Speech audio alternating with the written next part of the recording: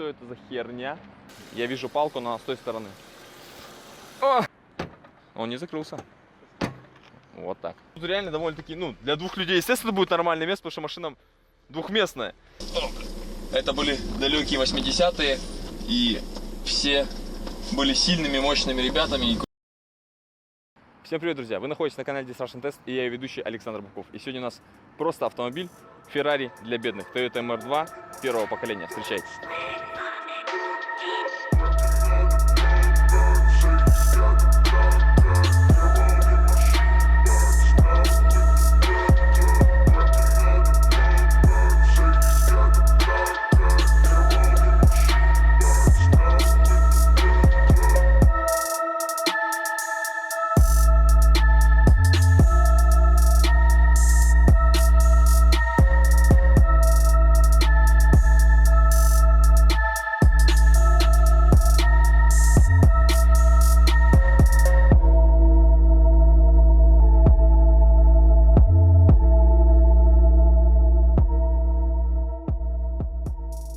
В общем, ребят, Toyota MR2 первого поколения, 85 год.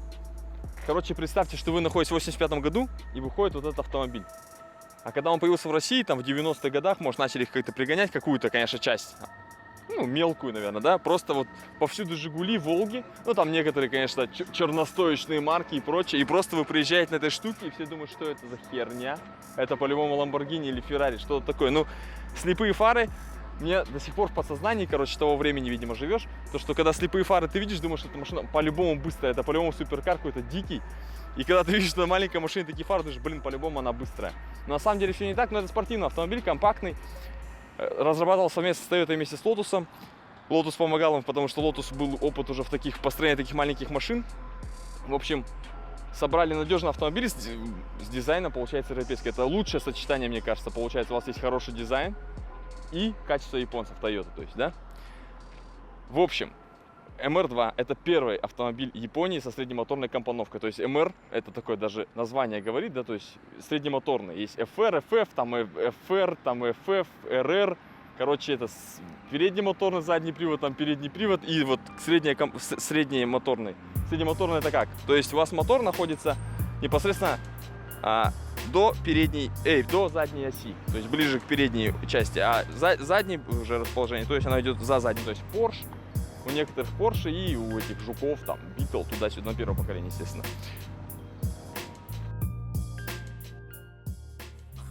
Отмотай назад, как эхо, будто через слона. Меня так медленно плечат, ты снова. И мы молчали несколько лет подряд, но все за шрамами, а сказали, история зря. Будто мы мутировали в каких-то тут монстров. Каждый из нас строит себе словно хат и просто. Мы забыли, что могли что-то сделать и бросьте. Даже мысли такие нас делают попроще. В общем, открываем капот мы рычажком сзади, что характерно странно. Почему не сделали, кстати, спереди, да? Оу, yes. А как он держится? Где палка? Я вижу палку, но она с той стороны. О, это неудобно. В общем, мотор 4 AGEU с изменяемой геометрией впускного коллектора. То есть это где в 85 году, представляете, сейчас АвтоВАЗ делает, короче, машины с изменяемым впускным коллектором. А здесь в 85 году это уже стояло. 130 лошадей, 16 клапанник, первое поколение AGE мотора.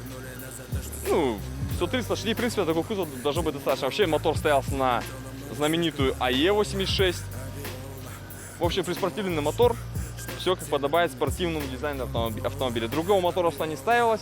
Ставилось только 4 ГЗЕ, то есть компрессорный вариант, который еще более типа дикий. Но почему-то, когда поставили 100 ГЗЕ, резко прибавил 100 килограмм веса этот автомобиль. Вот такой маленький компрессор весит 100 килограмм, это непонятно, почему так произошло. Ну, видимо, из-за интеркулера и прочей фигни, короче, он стал весить 100 килограмм, и на 100 килограмм больше.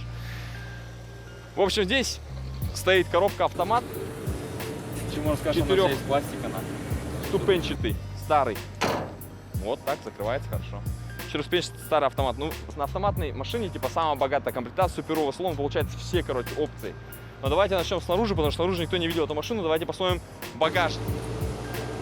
Кто ездил на Запорожцах, знает, что багажник машин спереди, типа у заднемоторных автомобилей, да? Вот так вот делаем. Открываем багажник. А как он открывается?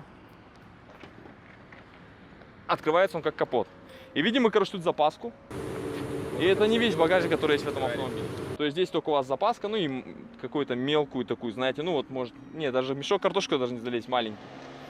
В общем, ну, очень маленький боксик и все там тех жидкости омывайки типа заливать. Остальное, получается, заливает все сзади. То есть даже заливная горловина радиатора у вас стоит сзади, там между двумя патрубками. Мотор то внимательно рассматривал, по-любому это увидел. Он не закрылся. Вот так. И еще один бокс. О! И открыл его. О, да. Вот это вот вообще бомба. То есть вы получаете среднемоторную компоновку, задний багажник, передний багажник. Короче, вы полностью укомплектованно получаете автомобиль. Двухместный. Ну тут уже, да, уже тут багажник посерьезнее, кулечек, картошечки, чего-нибудь. Ну, короче, такой мелкий будет. Даже САП можно поставить. Только его слышно не будет, потому что у вас мотор до САПа будет идти. Вот так довольно-таки интересно. Пошли в салон.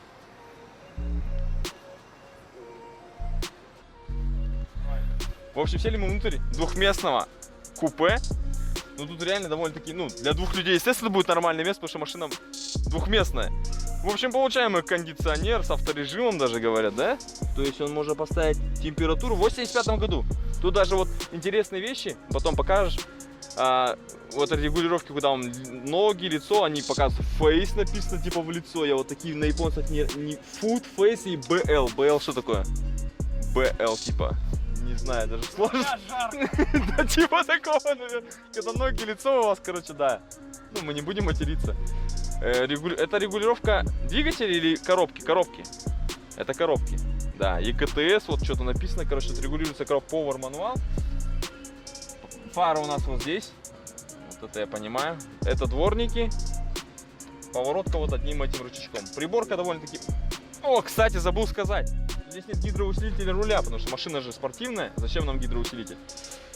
Приборка довольно-таки простая, все есть, даже давление масла показывает. Или температура это масло. Нет, скорее всего давление. Ну и все, что нужно есть. Получается. Ну, кстати, внутри... А где бардачки? Вот бардачок раз. Понятно. Я это зря сделал. Короче, вот бардачок здесь. Он еще чем-то обшит, таким интересным материалом, чтобы вам ничего не гремело. И где еще есть что-нибудь? Нет. Это что-то какая-то... Вот это? Ну это типа пепельница, так понимаю, да? И все. Ну зачем вам... У вас уже есть два багажника, короче. Зачем вам внутри...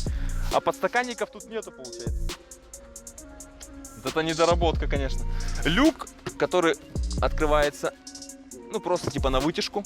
Тоже прикольная вещь. Бывает, кстати, кузов типа Т-образная крыша, которая снимает такие две половинки стекла. И у вас здесь только перекладина. Ну та же самая тарга, по сути дела, только вот с перекладиной остается. Ну, в общем-то и все. Вообще, автомобиль довольно редкий, и русскоязычного обзора на этот автомобиль нет. И вообще мало какой информации вы найдете про этот автомобиль, поэтому мы будем, наверное, уникальными в этом обзоре. Так что давайте перейдем к ходовым испытаниям.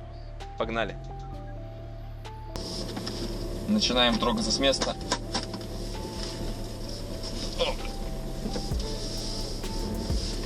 Вот ощущение того, что у вас нету гидроусилителя, это сразу вот вам дастся, потому что это были далекие 80-е, и все были сильными, мощными ребятами и крутили руль исключительно руками. Вот. По ходовым характеристикам автомобиль, естественно, на автомате, 4 AGE, 130 лошадей первого поколения, подвеска Макферсон везде. Да, она немного жестковата, машина все-таки как спорткар. Внутри вот ощущение какого-то эха, может быть, из-за того, что такой, как салон очень такой взбитенький. Ты сидишь в таких удобных как бы креслах, они как бы даже не ковши, но какие-то, да, похожие подобие ковшей. Обзорность, ну, не сказать, что бомбезная, конечно, но для такого типа автомобиля она очень-очень хороша. Обычно вот все жалуются, что вот смотришь зарубежные обзоры Ferrari, Lamborghini и прочих, все жалуются на нету обзорности и прочие шляпы. Здесь же обзорность хорошая. Зеркала, да, я, конечно, поставил чуть-чуть другие, может быть, потому что, ну, действительно, места не так много обзорности, как хотелось бы. Вот. Ну, а так, в принципе, вот, даже салон зеркала, ты видишь полностью стекло вот это квадратное, оно даже с обогревом. Вообще, внутри автомобиль интересный. Автомат конечно, автомат это не то, что хотелось бы видеть на таком автомобиле. Хотелось бы, конечно, слиться воедино с этим механизмом, с этим всем автомобилем и иметь механику под рукой. Но автомат это удобно в городе, едешь, не напрягаешься. Без гидрача тоже к этому привыкаешь, потому что морда легкая, потому что двигатель, как вы знаете, сзади. Внутри, кстати, двигателя не так слышно, он находится сзади вас. Ну и это непривычно, наверное, простому обывателю. А так, вполне себе даже очень интересный автомобиль. Подвеска в меру жесткая, колеса 15-е, в принципе, автомобиль комфортный для такого класса автомобиля, в принципе, вот. Как он едет, мы можем, конечно, попробовать сейчас проверить, надавить на нем, навалить. Ну, я думаю, что особых результатов от него ждать не стоит, все-таки машина старая. Ну, а по идее, по паспортным данным, она должна разгоняться 8 секунд до сотни. 8,5, по-моему, по паспорту. Ну, это по паспорту. Сами понимаете, паспорт это паспорт, а на деле все не так. Вот, кстати, насчет радиуса поворота, она не такая уж и маневренная, как хотелось бы. Вроде машина маленькая, даже 4 метров нет в длину, а выворота, видимо, маловато.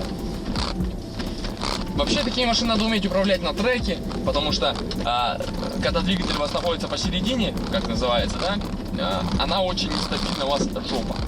Вот, поэтому на треке надо уметь управлять. Давайте попробуем надавить и поехать со мной.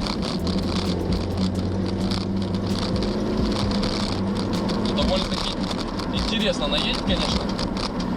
Скорость набирает, я бы сказал, уверенно, потому что единственное, что не хватает, возможно, да, вот ГЗЕшный мотор, он бы, конечно, вообще прямо давал бы вам огромную изюминку этому автомобилю, вашему разгону, вообще, в принципе, динамичным стал бы автомобиль. Но и на обычном АЖЕ он вполне его хватает ехать, ускориться. Для 80-х годов это вообще отличная динамика, я бы сказал, да. Я думаю, что если бы был бы он на механе, это была вообще пушка. Вот так вот. Давайте. Опа, тихосмотр. Тихосмотр, ребята. Это не шутки, это серьезная вещь. Это привет из 80-х, 90-х. Погнали. Вот автомат бы, он все равно небольшую сдержку дает, но разгоняется она действительно быстро. Для своего объема двигателя, своей мощности. О-хо-хо-хо. Это неплохо. Это очень неплохо. Что еще сказать? В салоне вы, да, не надо ждать шумоизоляции, не надо ждать чего-то, каких-то наворотов. Да, у вас есть минимальный запас, это, кстати, максимальная комплектация, судя по тому, что я смотрел на зарубежных обзорщиков. Это максимальная комплектация, у вас есть стеклоподъемники, у вас центральный замок, у вас акустическая система, у вас даже климат-контроль, который регулирует, соответственно, с авторежимом и прочей интересной ерундой. Электронные часы. Ну, электронные часы, наверное, у всех Toyota есть. Они даже вот не меняются, наверное, с тех годов, с 80-х. Вообще все, в принципе, по минимуму, но сидеть действительно удобно.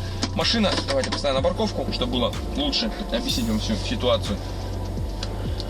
Машина хороша, вот серьезно. Ты сидишь и чувствуешь себя человеком тех годов, ту самую вот энергетику того времени, ты получаешь ее целиком. И это классно.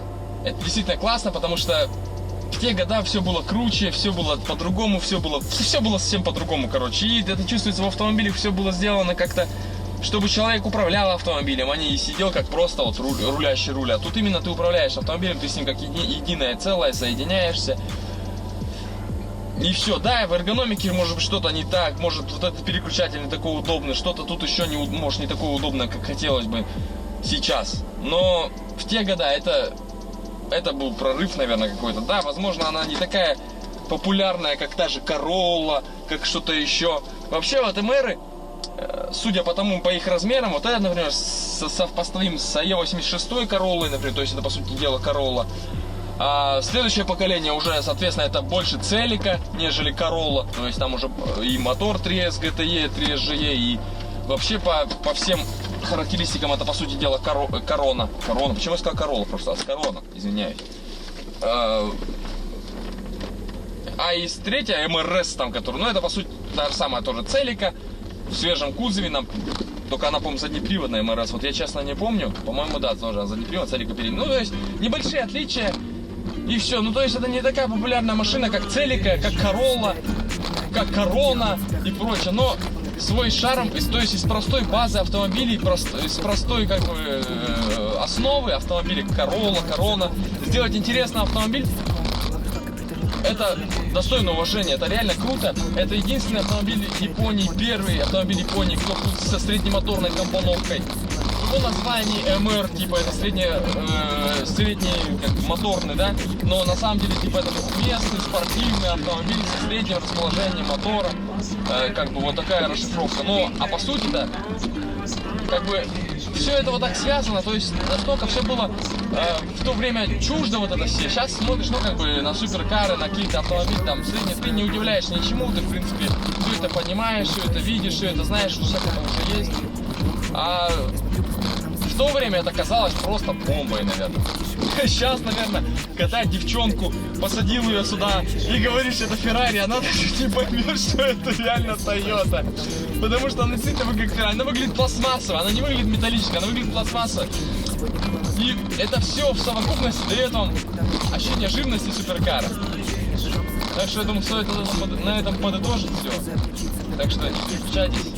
Автомобиль реально мне очень нравится. Я бы хотел бы себе такой автомобиль, как просто как вот как экспонат музея, но иногда выехать в город, проходить, просто почувствовать то самое время. В общем, ребят, что скажем в итоге? Автомобиль действительно уникальный тем, что найти Феррари, Ламборгини, ретро-российские машины, КГБшные Волги, Чайки, прочую дичь намного легче, чем этот автомобиль.